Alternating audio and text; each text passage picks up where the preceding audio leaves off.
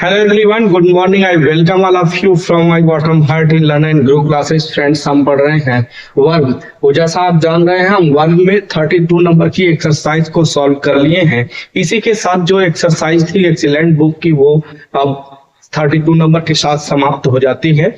अब हम आज की हमारी टॉपिक है वो बहुत ही महत्वपूर्ण टॉपिक है। ये ना केवल आपके लिए बल्कि कॉम्पिटिटर के लिए भी बहुत ही महत्वपूर्ण है। क्योंकि हम आज जो पढ़ने जा रहे हैं वो रिलेटेड वर्ब से ही है, बट कॉमन एरर जो सामान्य गलतियां वर्ब में होती हैं उससे संबंधित आज की टॉपिक है।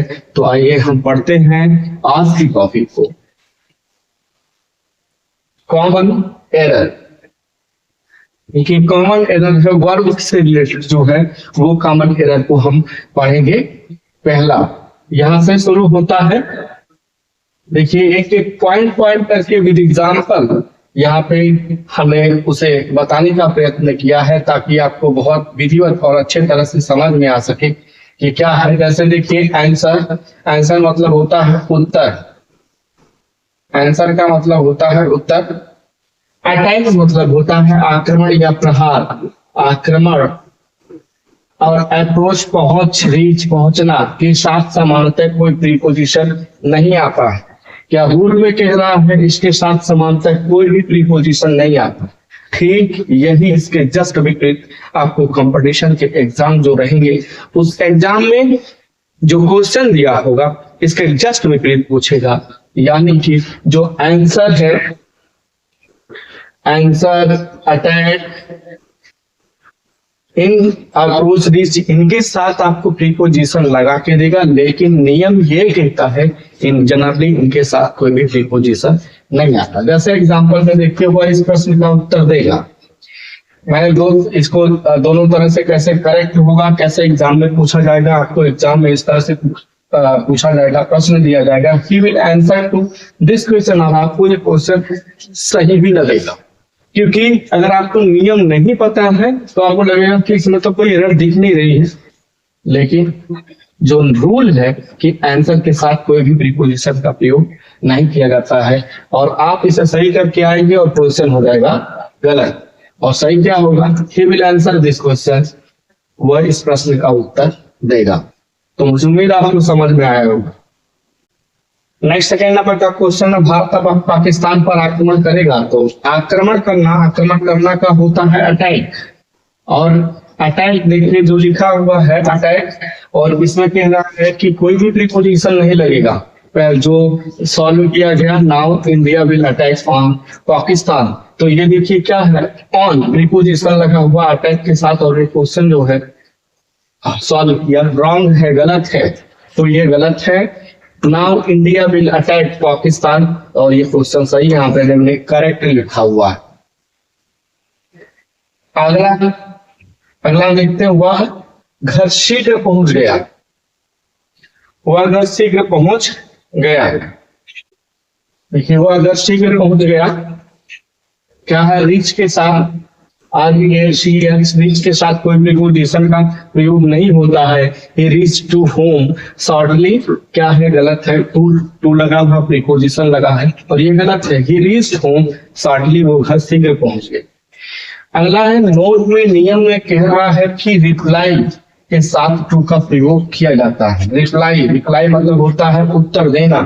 किसी ने प्रश्न किया है उसका उत्तर देना, उसके साथ टू का प्रयोग किया जाता है।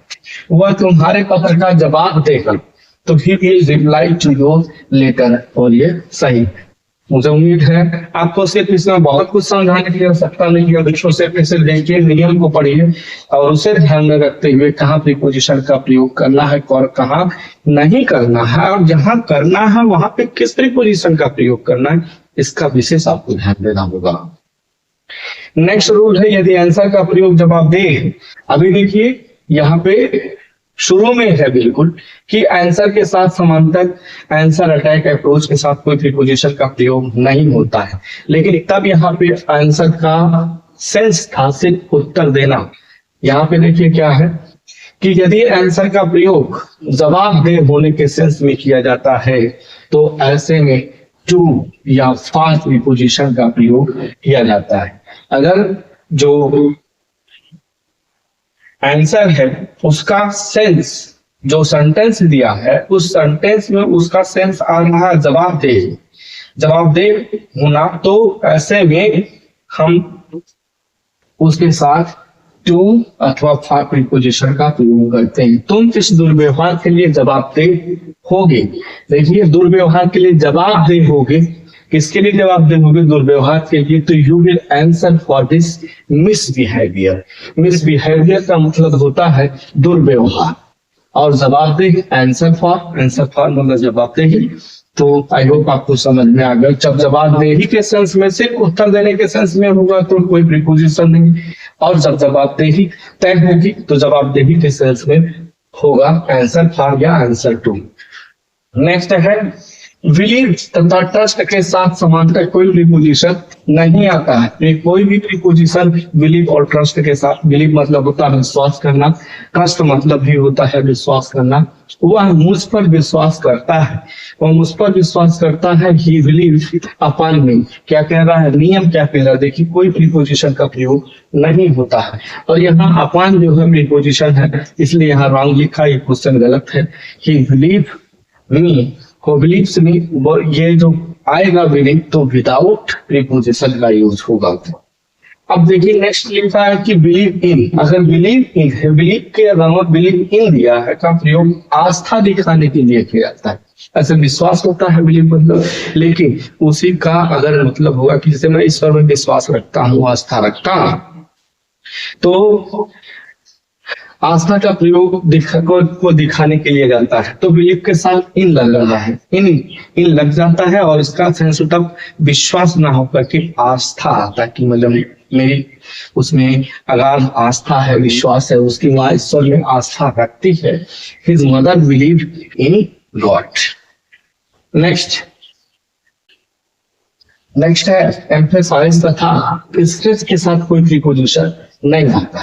जो एम्फेसाइज है, एम्फेसाइज मतलब किसी चीज पे ऐसे एम्फेसाइज करना, बल देना, स्ट्रेस मतलब भी बल देना, कोई चीज को बलपूर्वक कहना, इस तरह का आता है। जबकि इंसिस्ट, इनके साथ एम्फेसाइज और इंसिस्ट, स्ट्रेस के साथ कोई प्रीपोजिशन नहीं आता, जबकि इंसिस्ट के साथ आज का प्रयोग होता है।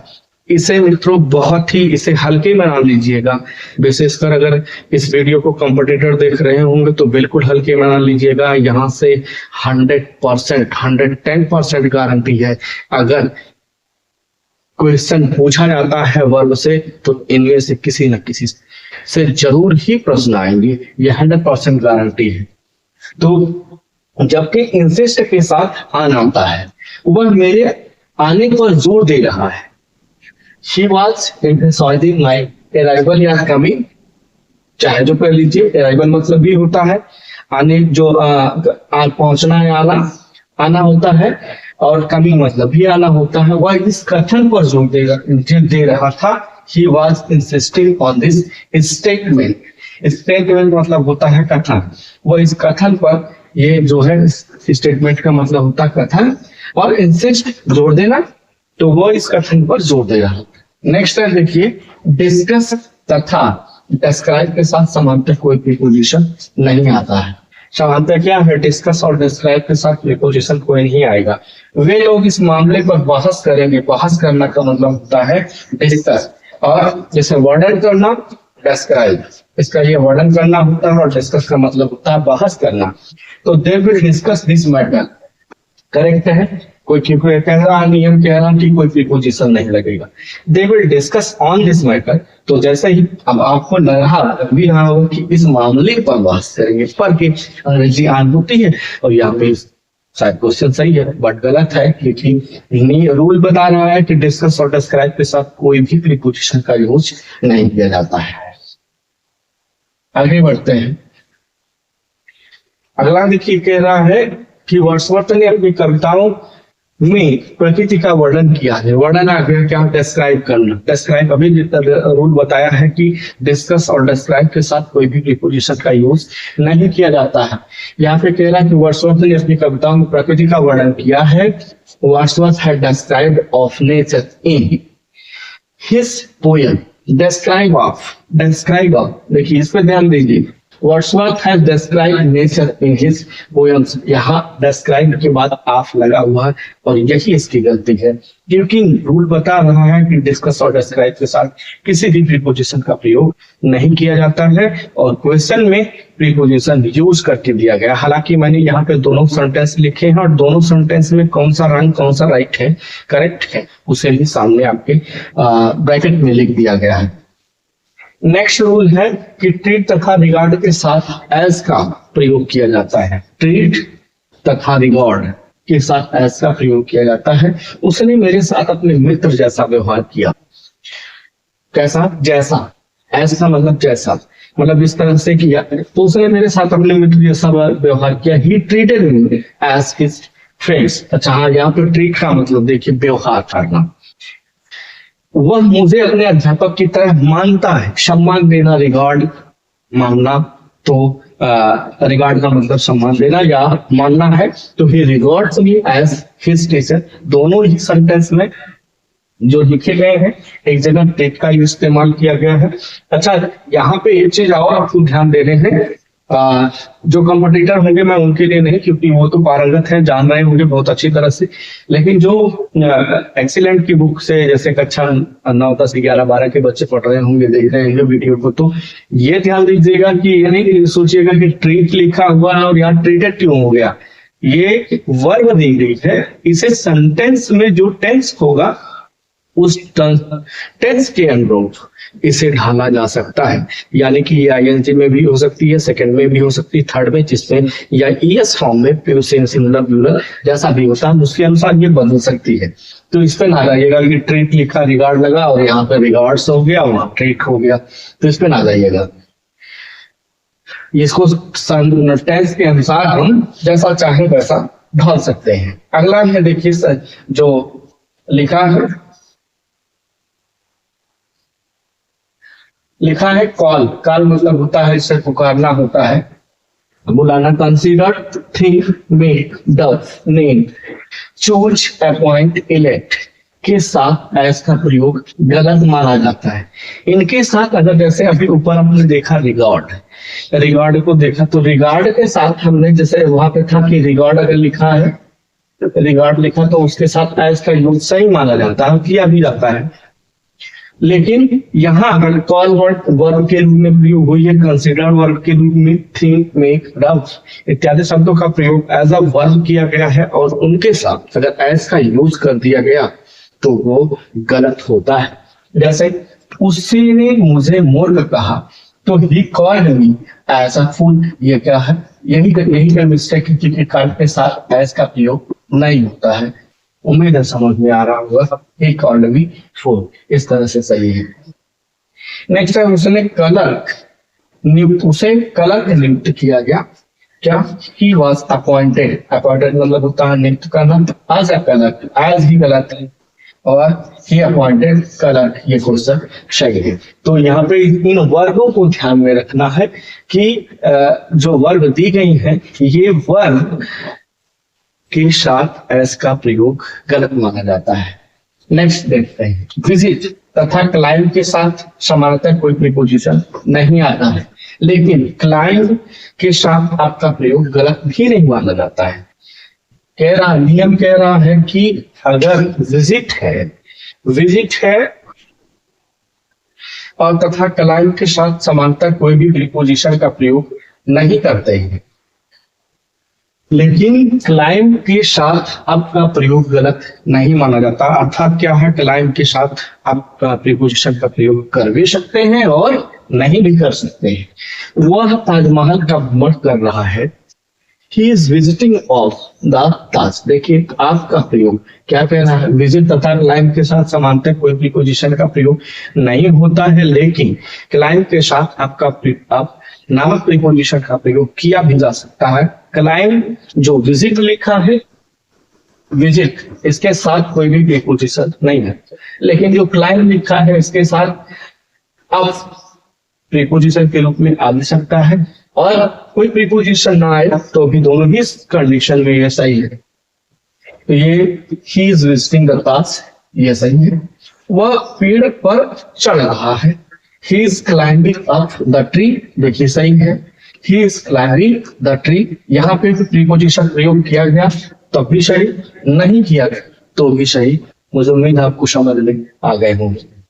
आगे बढ़ते हैं, आगे बढ़ते हैं। देखिए ये तो बहुत ही महत्वपूर्ण है, ये इतना महत्वपूर्ण है कि आप ज्यादातर इससे संबंधित प्रश्न आपको एग्जाम में मिलेंगे, और जब भी कभी आप ट्रांसलेट करते होंगे, बोलते होंगे, तो आपको ये खुद लगता होगा कि जो है ऐसे ना ऐसे होना चाहिए। जैसे देखिए लिखिए मैरी, मैरी का मतलब होता है शादी, जैसे होता है शादी करना।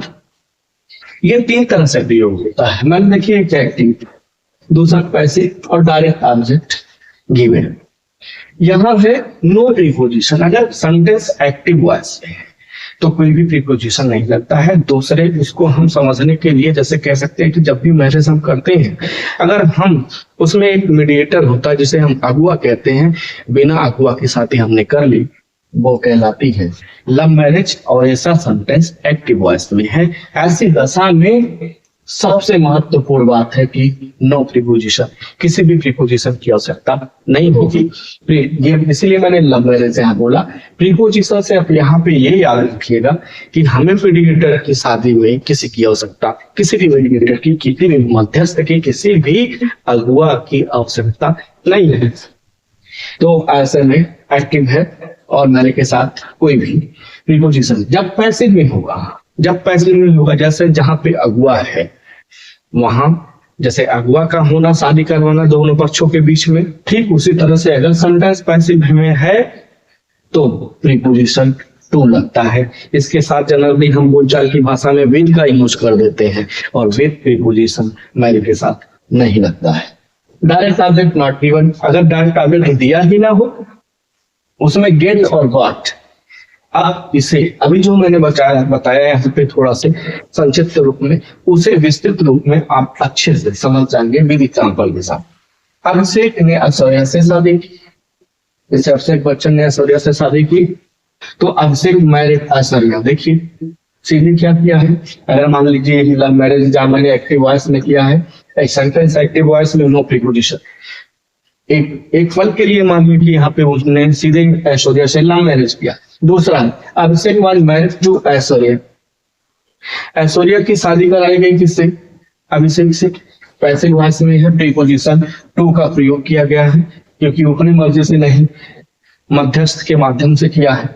अभिषेक गेट मैरिड, अभिषेक ने शादी की, तो यहाँ पे सीधे सीधे किसी भी प्रीपोजिशन, सिर्फ और सिर्फ आपको याद रखना है कि मैरिज के साथ अगर कोई प्रीपोजिशन यूज होता है तो वो सिर्फ टू का प्रयोग होता है, विद तो करता ही नहीं होता है। और ज्यादातर हमारे जुबान पे भी होते हैं, परीक्षा में पूछे भी जाते हैं, विद लगा जाते हैं। तो मुझे उम्मीद है आपको समझ में आ गए होंगे। आगे चलते हैं, अगला जो लिखा है, फिर से आए लुक प्रॉफिट, यहाँ पे लिखा है लुक,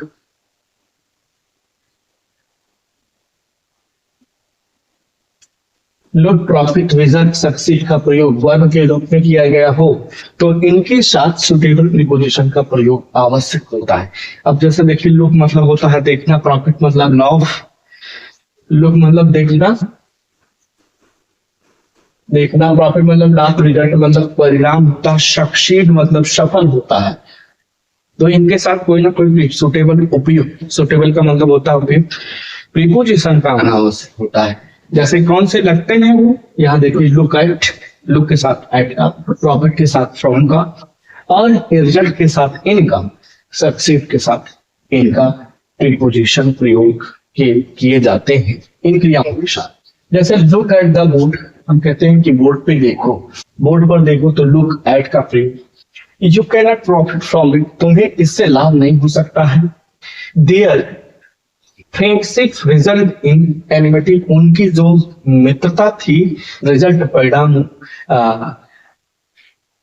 क्या हुआ कि वो शत्रुता में बदल गई। ही सक्सीडेड इन रीचिंग एवरेस्ट, वो एवरेस्ट पे पहुंचने में सफल रहा। तो देखिए सक्सीड इन और रिजल्ट इन, प्रॉफिट फ्रॉम और लुक एट इन वर्ब के साथ इन प्रीपोजिशन का प्रयोग किया गया है। यह फिक्स प्रीपोजिशन है। कुछ तो प्रीपोजिशन ऐसे होते हैं मित्रों जो नियम होते हैं, जैसे सपोज दैट ये एक मेज है, ये एक मेज है और इस मेज पे अगर बिल्ली ने कूद के बैठी है तो अप आन, नीचे से ऊपर कूद के बैठी है तो अप आन, सीधे डायरेक्ट बैठी है तो आन, इस तरह का आपने यूज देखा होगा। ये रूल बंद होते हैं, लेकिन आप याद रखिएगा एग्जाम जो होते हैं, जो कॉम्पिटिटिव एग्जाम होते हैं, कभी भी नियमबद्ध जो होते हैं, जो रूल बेस्ड होते हैं, वो प्रीपोजिशन नहीं पूछे जाते। प्रीपोजिशन वो पूछे जाते हैं जो फिक्स्ड होते हैं। उसमें क्यों ऐसा लगा, आप प्रश्न करें तो भी कोई उत्तर नहीं, ना करें तो भी कोई उत्तर नहीं मिल सकता। जैसे लुक है कंसिस्ट ऑन था ऊपर, तो इनके साथ consist on, insist on, insist on दिया था। क्यों लगा है कोई तर्क नहीं कर सकते आप, लगा है तो लगा है, बस आपको मान लेने हैं।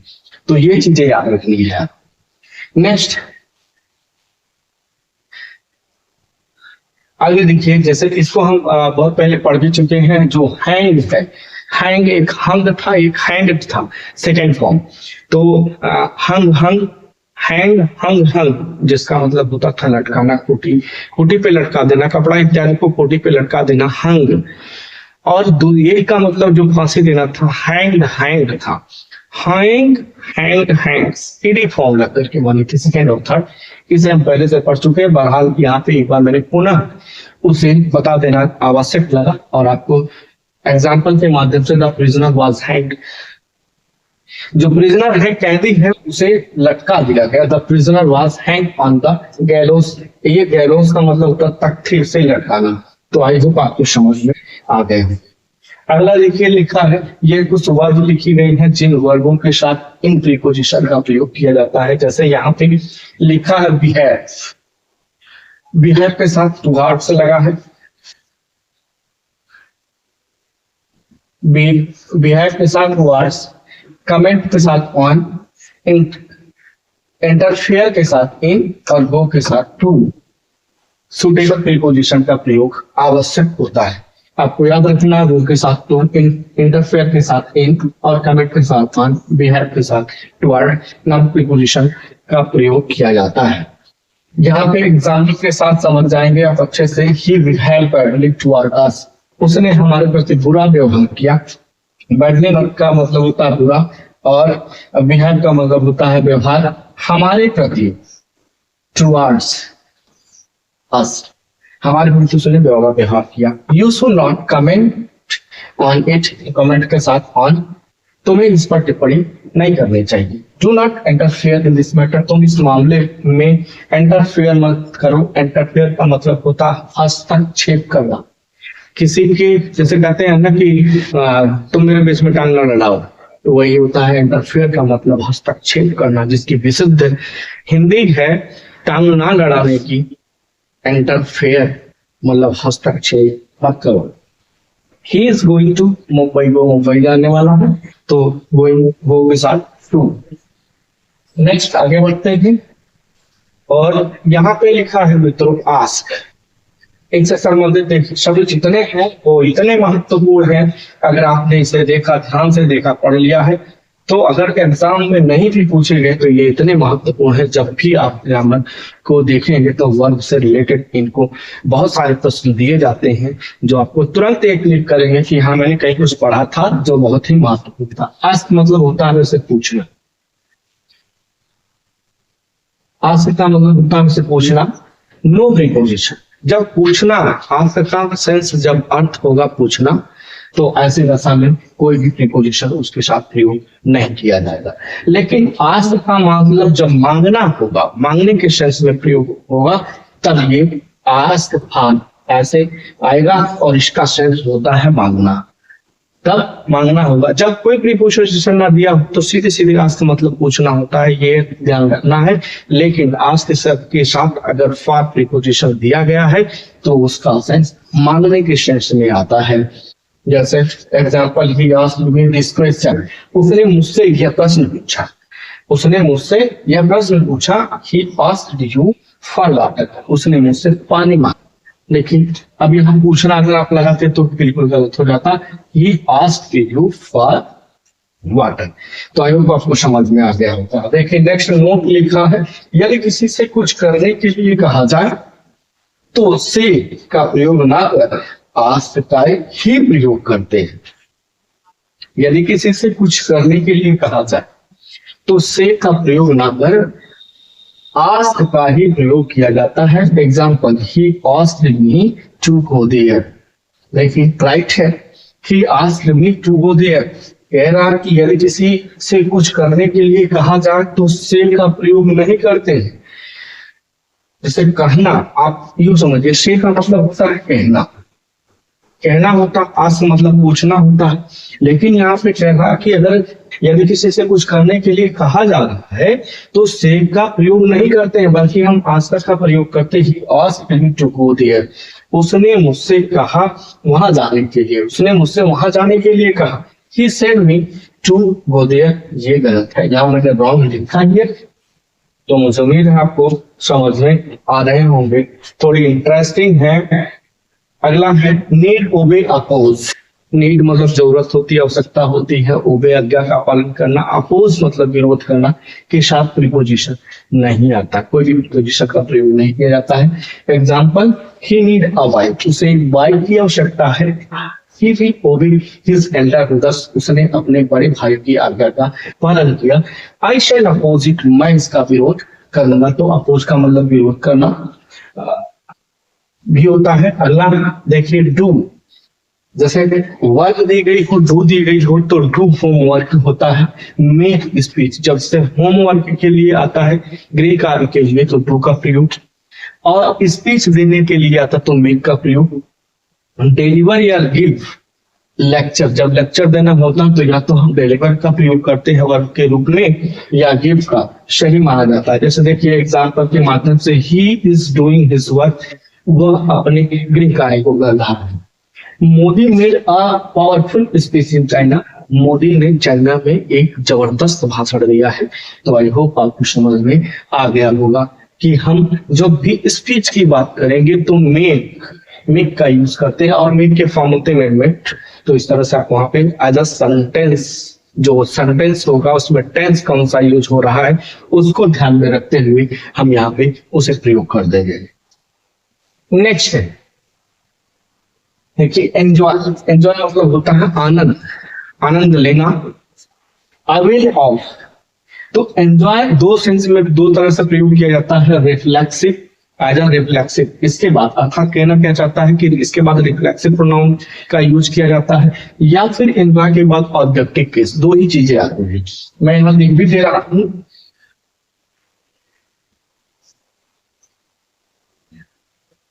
यह रिफ्लेक्सिव प्रोनाउन पूरा है। रिफ्लेक्सिव प्रोनाउन का प्रयोग किया जाता है या ऑब्जेक्टिव केस का। और अवेल ऑफ सिर्फ और सिर्फ रिफ्लेक्सिव प्रोनाउन का प्रयोग किया जाता है। जैसे यहां से आप समझ जाएंगे एंजॉय तथा अवेल ऑफ के साथ रिफ्लेक्सिव का यूज आवश्यक माना जाता है। इसका यूज, रिफ्लेक्सिव का यूज आवश्यक माना जाता है, लेकिन एंजॉय के साथ ऑब्जेक्टिव के दिए होने पर रिफ्लेक्सिव की जरूरत नहीं होती है। यानी कि दोनों में से एक ही आएगा। अगर ऑब्जेक्टिव दिया हो तो रिफ्लेक्सिव का नहीं। यहाँ पे देखिए आप एग्जाम्पल से बेहतर तरीके से समझ जाएंगे। गो एंड एंजॉय, ये वर्ब है। एंजॉय यहाँ जो लिखी गई है आनंद उठाइए, यूज है। जैसे आप मजा लेते हैं, आपको किसी चीज पे आनंद आता तो वो खुद ही आता है। आप किसी के साथ भले, जैसे किसी के साथ मान लीजिए आप टूर पे गए हो, टूर में आपको आनंद मिल रहा है तो आप खुद ही उस आनंद को महसूस कर रहे हैं। यो समझिएगा, जब आप खुद आनंद महसूस कर रहे हैं तो उसी का मतलब होता है योर सेल्फ। आप खुद ही उस गो एंड एंजॉय जाइए और आनंद उठाइए, स्वयं आनंद उठाइए, ये कहना चाहता है। नेक्स्ट देखिए, she will avail my self of the opportunity.